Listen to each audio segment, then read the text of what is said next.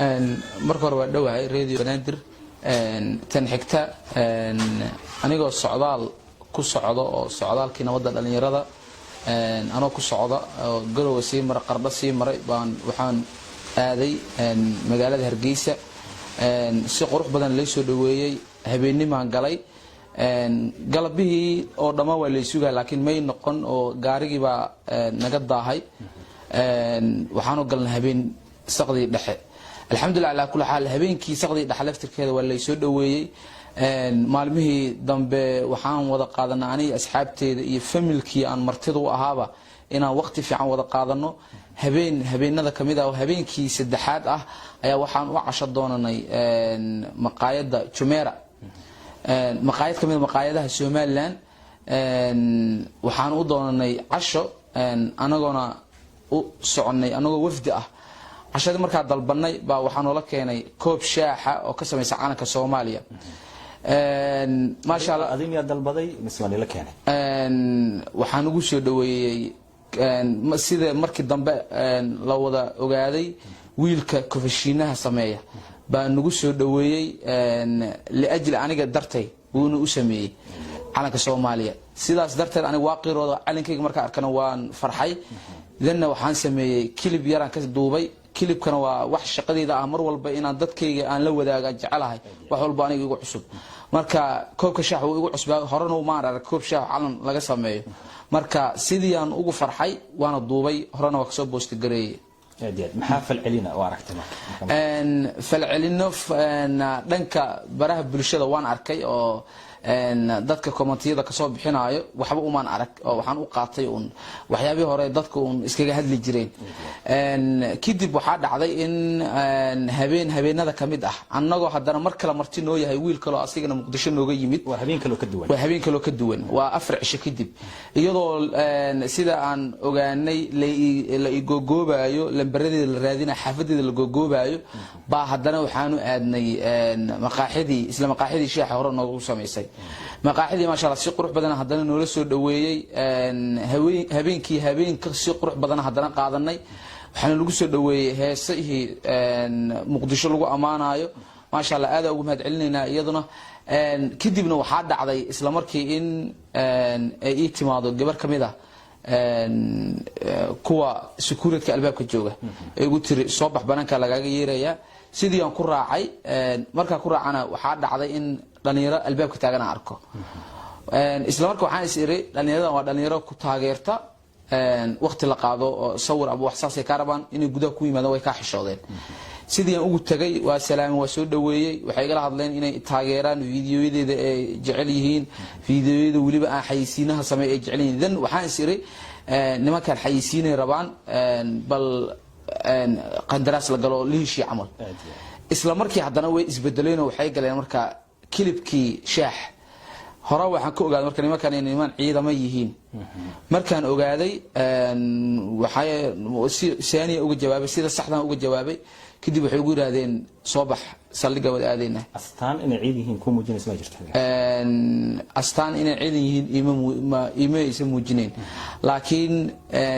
wax walba oo dhaco waxa laga xisaabtami lahaa security albaabka jooga ayaga in la ii yeeray familkuna si fiican uma ogeyn xataa in aniga la qaaday kadib ay ogolaaday in familkii aan la socdo ay ii wacaan dadna waxa dhacday in saldhiga la geeyo meeshina wixii ay ku bilowdaan waan gartay marka ma wax jirdila ama dhibaato lagu geysay jirtaas haddaan iraado waxba la ii geystay waa been baa sheegay laakiin waxaan leeyahay si qurux badan la dhaqmay magaalada dadkii joogay si qurux badan ay ugu la dhaqmeen ciidankii haday ahaadaan booliiska haday ahaadaan dhammaan mas'uuliyiinta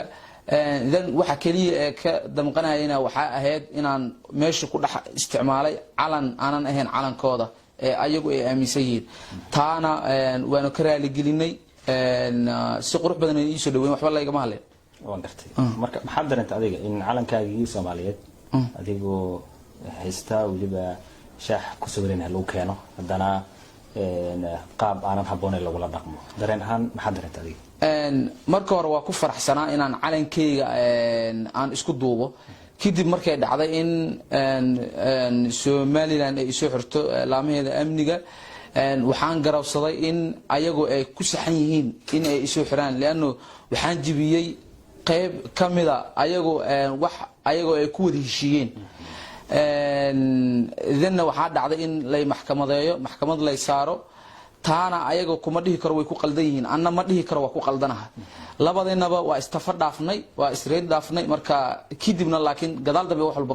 ka qurux badnaadeen waa gartay door mar ayay baaqatay maxkamadeyntaada maxaa xoog heshay inay baaqdaan keenay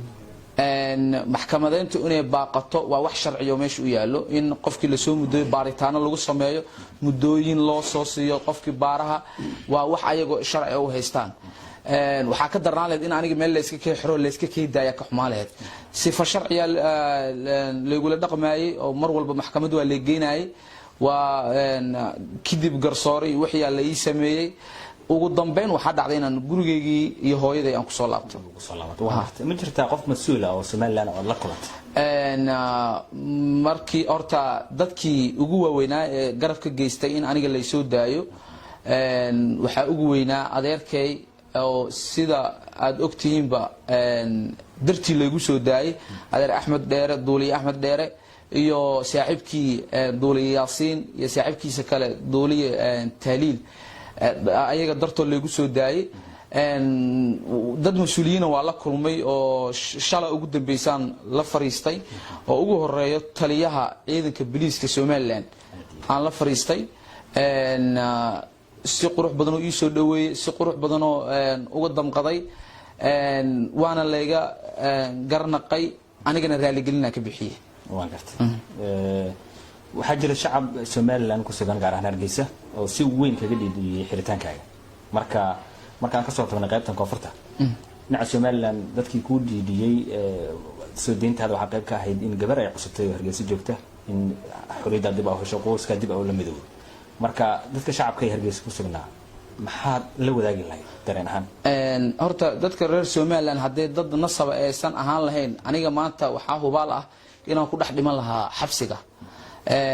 sababtoo ah waxa ay ka waxayeen hooyooyinka reer Somaliland maalinna maan dareemin inaan ahay nin Muqdisho ka yimid oo xaafadiisa masaafo dheer ay jirto waxaan dareensanaa kuwa meesha igula xiran ee hooyadu ay u maanayso inaan la mid ahaa hooyooyin reer Somaliland oo hooyaday la mid ah